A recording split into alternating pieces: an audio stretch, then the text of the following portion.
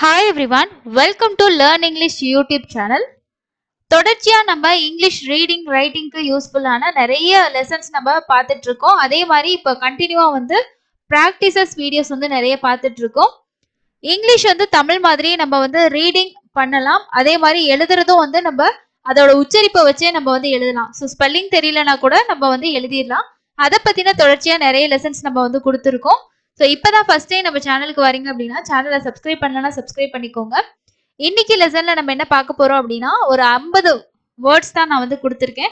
இந்த 50 வேர்ட்ஸ் நம்ம எப்படி எழுத்து கூட்டி உச்சரிக்கிறது, ஸோ பெரிய பெரிய வார்த்தைகளா இருக்கும்போது அதை எப்படி பிரிச்சு படிக்கிறது, இது ரெண்டையுமே இந்த வீடியோல பார்க்கலாம். ஸோ நிறைய உச்சரிப்புகள் நம்ம பார்த்துட்டோம். ஸோ அது எல்லாமே நீங்க படிச்சிட்டீங்க அப்படின்னா இந்த மாதிரி நிறைய ப்ராக்டிஸ் பண்ணும்போது கண்டிப்பா உங்களாலேயும் ஈஸியா ரீடிங் பண்ண முடியும். வாங்க இன்னைக்கான லெசனுக்குள்ள போகலாம். ஸோ இந்த 50 வேர்டு ஃபுல்லாகவே பார்த்தீங்கன்னா பிடிஎஃபாக தான் இருக்கு. உங்களுக்கு இந்த மாதிரி பிடிஎஃப்ல படிக்கிறதுக்கு வேர்ட்ஸ் வேணும்னு நினைச்சீங்கன்னா கமெண்ட்ஸ்ல ஷேர் பண்ணுங்க. நெக்ஸ்ட் வீடியோல இருந்து அந்த பிடிஎஃப் ஃபுல்லாக உங்களுக்கு நான் லிங்காக கொடுத்துட்றேன். தேவைப்பட்டுச்சுன்னா யூஸ் பண்ணிக்கோங்க. ப்ராக்டிஸ் பண்றதுக்கு உங்களுக்கு ரொம்ப யூஸ்ஃபுல்லா இருக்கும். ஃபர்ஸ்ட் வேர்டு பாருங்க, இங்க ஏ பி வந்திருக்கு. ஸோ பியோட உச்சரிப்பு என்னன்னு தெரியும், இப்பு அப்படின்ற உச்சரிப்பு. எஸ்ஸோட உச்சரிப்பு இஸ். ஸோ இங்க வவல்ஸ் எதுன்னு பாத்தீங்கன்னா ஏ ஓ, அதே மாதிரி யூ. இங்க லாஸ்ட்ல வர இ சைலண்டா வரும் சில இடங்கள்ல. ஸோ இப்போ ஏ ஃபர்ஸ்ட்ல வரும்போது நமக்கு ஆ ஆ அந்த மாதிரி குரில் நெடில் உச்சரிப்புகள் வரும். ஸோ இங்க பாத்தீங்கன்னா ஆ ஆ எப் அப் இஸ் ஆ ச இல்லு உ லு சல்யூ இட் அப்சல்யூட். இதை எப்படி படிக்கணும்னா ஆ அப் அப் ச லியூ இட் அப்சல்யூட். இது பெரிய வார்த்தையா இருந்தாலும் நம்ம பிரிக்கிறது மூலமா ஈஸியா படிச்சிடலாம். அப் ச லு இட் அப்சல்யூட். அடுத்து பாருங்க, அப் ஆ எப் அப் அப் இஸ் ட்ர இக்ட் அப்ஸ்ட்ராக்ட். இது எப்படி படிப்போம்னா அப் இஸ் அப்ஸ் ட்ர இக்ட் அப்ஸ்ட்ராக்ட். அக் ஆ, இங்க அக்க ட மீ இக் அகடமிக். இங்க ஏயோட உச்சரிப்பு பாத்தீங்கன்னா ஆடு தான் வருது. ஆ இக் அக் ஆ அக்க இட் ஆ ட மீ இக் அகடமிக். ஆ இக் அக் சே. இங்க சிக்கு பாத்தீங்கன்னா எஸ்ன்ற உச்சரிப்பு நம்ம தொடர்ச்சியா பார்த்துட்டே இருக்கோம். சிக்கு இஸ்ன்ற உச்சரிப்பு நிறைய இடங்கள்ல வரும். ஸோ அதையும் நீங்க ஞாபகம் வச்சுக்கோங்க. Ac ce ip it at accepted accepted accepted. இதை இந்த மாதிரி நீங்க பிரிச்சுக்கிட்டீங்கன்னா உங்களுக்கு படிக்க ஈஸியா இருக்கும். accepted accepted. அடுத்து பாருங்க, accident accident. ஸோ இதை இங்கிலீஷ்ல கரெக்டா நம்ம உச்சரிச்சோம்னா ஆக்சிடென்ட் அப்படின்றது தான் கரெக்ட். இங்க ஆன்ற சவுண்ட் நம்ம ஏக்கு கொடுப்போம்.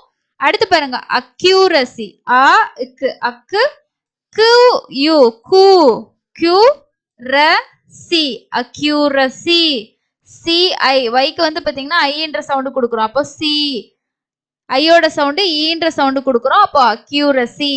அடுத்தது அக்கு தான், q ரே இட் ஈ சைலண்ட். அப்போ அக் q ரே இட் accurate. அடுத்து பாருங்க, அ இச்சு அச்சு ஈ அச்சி இவ் அச்சீவ் இட் அச்சீவ்டு. எங்க ஈடிக்கு பாத்தீங்கன்னா இட் சவுண்ட் தான் கொடுப்போம். ஓகேவா, அச்சீவ்டு. சோ அடுத்தது பாருங்க, அக் குவாய்ட் அக்வயர்டு. இங்க அக்வயர்டு அக்வயர்டு இரு படிக்கூடாது, அழுத்தி அக்வயர் அக்வயர்டு. ஆக் டி வி டி ஆக்டிவிட்டி. அடுத்து ஆக் ஆக் இல்லைன்னா ஆக் அப்படின்னு சொல்லுவாங்க. ஆக்சுவலி ஆக் சு டியூ வரும்போது பாத்தீங்கன்னா சூன்ற சவுண்ட். ஆக்சு அலி ஆக்சுவலி. அடுத்து ஆ டி ஷன் டிஐஓஎன் வந்தா ஷன் அப்படின்னு சொல்லணும். எஸ்ஐஓஎன் வந்தாலும் ஷன் அப்படின்ற உச்சரிப்பு வரும். அப்ப இதை நாளே நம்ம தனியா பிரிச்சிடலாம். அப்ப இங்க பாத்தீங்கன்னா a d a it a d tion addition. அதே மாதிரி பாருங்க, அடுத்தது அடி குவேட் ஏட் ஏஇடி என்னது ஏட். அப்ப adequate qu Q quate adequate. Adjacent இங்க சென்ட் சிஇஎன்டி சென்ட். ஓகேவா, அப்போ adjacent adjacent.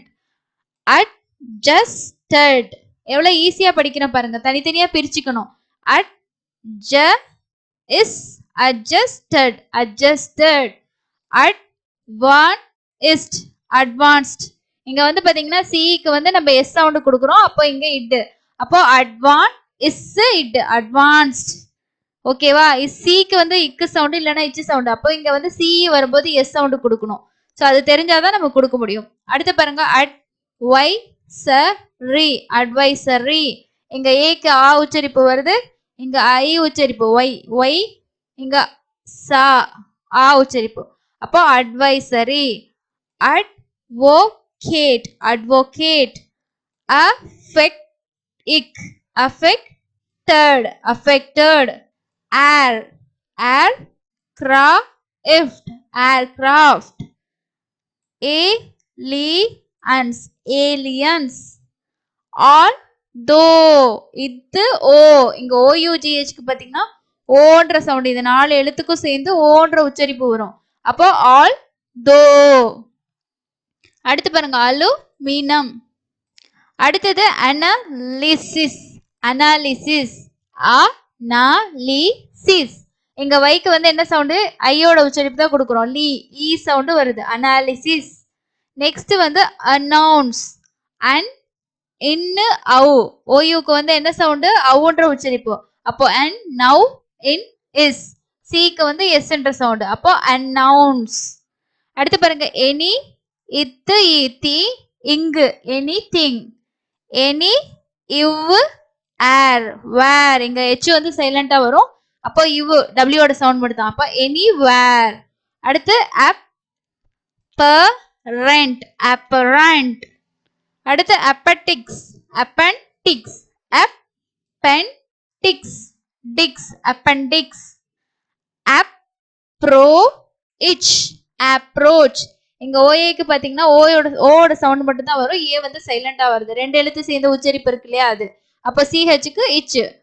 approval, approval. argument, argument. அடுத்து artistic, artistic.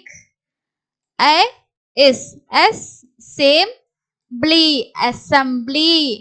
அடுத்து assuming, assuming. நெக்ஸ்ட் ஒன் பாருங்க athletic, டிக், டிக், அத்லெட்டிக். இங்க எல்லாமே நீங்க வந்து இதோட உச்சரிப்பு எல்லாமே நமக்கு தெரியும். ஓகேவா? உங்களுக்கு கன்ஃபியூஸ் ஆகுற உச்சரிப்பு எது அப்படின்னா இந்த வவல் எழுத்து வருது பாத்தீங்களா, அதுக்கு தான் நமக்கு உச்சரிப்பு வந்து மாறுமே தவிர மற்றபடி கான்சனன்ட்க்கு எல்லாமே வந்து ஃபிக்ஸடா தான் வரும். ஓகேவா? சிஹெச் வந்தா இச் சவுண்டு அது எல்லாமே நமக்கு தெரியும். ஸோ அந்த இடத்துல நம்ம அந்த சவுண்டு கொடுத்து படிக்கும்போது ஈஸியா அந்த வேர்டை படிக்க முடியும். அடுத்து பாருங்க அட்டாச்ட், attached. attitude, டியூ வரும்போது பாத்தீங்கன்னா டியூட், attitude. attorney. அடுத்து audience.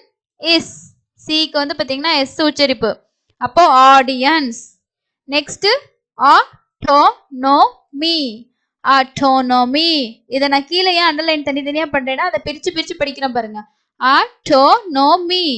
அடுத்து aviation, TION என்னது? ஷன். அப்ப aviation. batch,